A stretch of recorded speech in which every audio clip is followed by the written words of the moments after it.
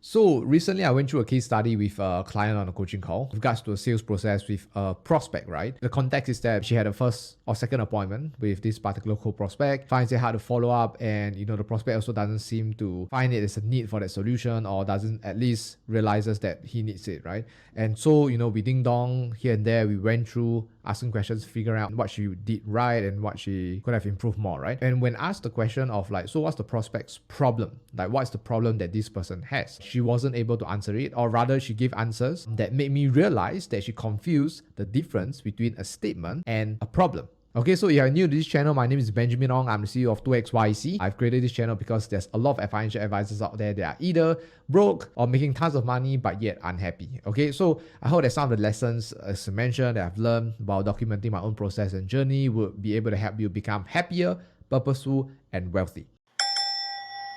The context of this, or rather reason for this entire video, is to really understand the differences between a statement and a problem and how can we apply that when it comes to fact finding.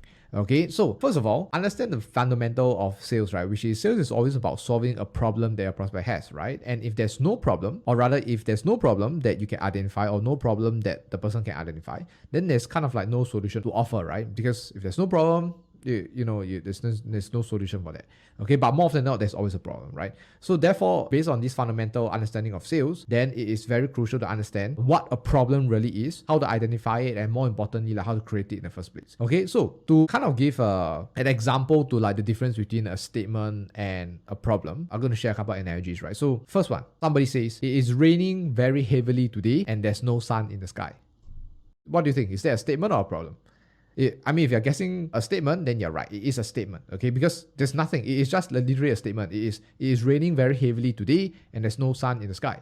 This is literally like to the point where you ask yourself, okay, so what? Like, so what? It's literally just a statement, right? Now, so what makes it a problem? Listen, so it is raining very heavily today and there's no sun in the sky and I can't go to the beach to play as planned for today. I repeat, the problems, now this is a problem. The problem is, it is raining very heavily today and there's no sun in the sky and I can't go to the beach to play as planned.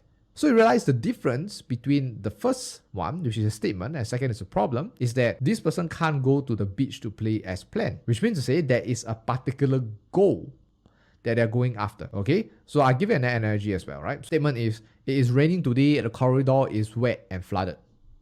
Statement. Problem. It is raining today, the corridor is wet and flooded, and I can't get to the main lift without getting my feet wet. Problem. First is a statement, second is a problem. Let's say this is a problem, because it is, then the solution could be, okay, perhaps you can go by the stairs, perhaps you can head to the other entrance, or bring slippers, bring a plastic bag along and change it, whatsoever. Okay, statement, problem. Okay, and let me put in the context of advisory industry. Hopefully you get my point. First one, statement. I earn $10,000. My expenses are about $9,500. I only save $500. This is a statement, not a problem. We might mistaken it for a problem, but it's not a problem. It's just a statement, right? Like I earn 10K, my expenses are about 9.5. I only save 500. Statement. Problem is, I earn 10K, my expenses are about 9.5. I only save 500. And I want to retire next year, and my expenses are like, I don't know, 3,000 a month or something like that. But I want to retire, right? But I only save $500. And I'll retire in 5 years. Or 1 year, or whatever it is, right? And assuming that this person doesn't have enough money, then there is a problem. I'll give you another one. Statement, I have no hospitalization plan. Statement. Problem is, I have no hospitalization plan and I'm worried that my parents have to fork out their money, retirement money to pay my bills. Problem. Okay, I repeat. Statement is, I have no hospitalization plan. That's a statement. Problem is, I have no hospitalization plan and I'm worried that my parents will have to fork out their retirement money to pay my bills. Problem. So if you look at all these analogies, the real difference between a statement and problem is that there is a goal or a destination that they want to hit to, but they have no idea how to, or maybe they are unable to do so in any way. So I repeat, the difference between a statement and problem is that when it comes to a problem, there is a goal. There's usually a goal. There's a destination that they want to move towards to, but they probably can't. But the problem is that when we tend to mistake a statement for a problem, because in our heads, when we hear someone says that they don't have a hospital plan, to us, in our own heads, we know that this is a problem because the person might fall sick, might go to hospital, they can't make claims, they have to pay the bills, it's a lot of money, yada yada, right? But the thing is that these problems are in our heads. Like, we know that it's a problem, but it doesn't necessarily mean that the prospect knows that it is a problem. Because to the prospect, it's just a statement. I don't have a hospitalization plan. That is coming from the prospect's standpoint, right? It is just a statement to this person. To us, we know that this is not only a statement, it is also a potential problem, or it is a problem that we can solve. But the only problem is that the whole challenge is that we did not articulate that this is a problem or ask questions to allow the other prospect to realize that it's a problem. Because don't forget, at the end of the day, the person buying the hospitalization plan, right, is not you, it's the prospect. You will buy the hospitalization plan because you know that without the plan, it is a potential problem, right? It's a problem if you end up in hospital. You know that. Therefore, you will buy it. But right now, the prospect is the one buying it. So the prospect needs to understand and know that there is a problem. But if the prospect only feels that it is a statement, then whatever solution they provide wouldn't be that valuable to them because they don't see a need for it. And the reason why they don't see a need for it because there's no problem. They can't see that they have a problem. That makes sense? They can't see that they have a problem, right? This is the reason why when it comes to fact-finding or like asking questions, first of all, of course, you need to identify the difference between a statement and problem. And hopefully you get the idea across, okay? The second thing is that there are usually two types of questions that you want to ask a prospect when you're doing a fact-finding process. The first type is asking them questions about their current situation. Like right now, where are they at right now? How much are you earning? Oh, you're saving. How much are you saving? Okay, 500. Okay, you're earning 3,000. Okay, cool. Where do you live? What kind of house? What kind of liabilities? What kind of assets you have? Blah, blah, blah, blah. The questions are revolve around finding where they are at right now. That makes sense. Like where they are at right now. How much? Or what's their current situation in that sense, okay? Like how much are they earning and all that stuff, where they're at, okay? So this is the first type of questions. Now, whatever answers they give, more often than not, is just a statement, right? Because they're just replying you, oh, I earn 3K, I only save $200. I earn 3K. So you see, a statement, it is still considered a statement when someone says, I earn $5,000, but I spend about 5.1K. So I have a deficit of $100. Now that to you is a problem, but to the prospect might not be a problem. It's just a statement. Okay, so this is the first type of questions you want to ask, right? You want to ask them about their current situation. Now, to create problems or to understand that whether is there a problem in the first place, then you want to ask a second type of questions, which is to ask them about where they want to go. What is their destination? What do they want to achieve? Where do they see themselves in XXX number of years? What do they want to buy in the next 5 years? What's their short-term plan? What is their long-term plan? Blah, blah, blah, blah, blah. So I repeat, there's the first question. First type of question is to ask them where they are at. The second type of question is to ask them where they want to go. Because once you understand that you ask them about the second type of questions is where they want, then there will be a gap between where they are at and where they want to go. And the difference is usually the problem. So if someone earns $3,000, they only save $150 every month, and they want to buy a house in 6 months' time. And they don't have the money to do so because they only have $3,000 in the bank, right? And they don't have money to buy a resale flat or condo or whatever it is. And that's what they want to do in 6 months' time.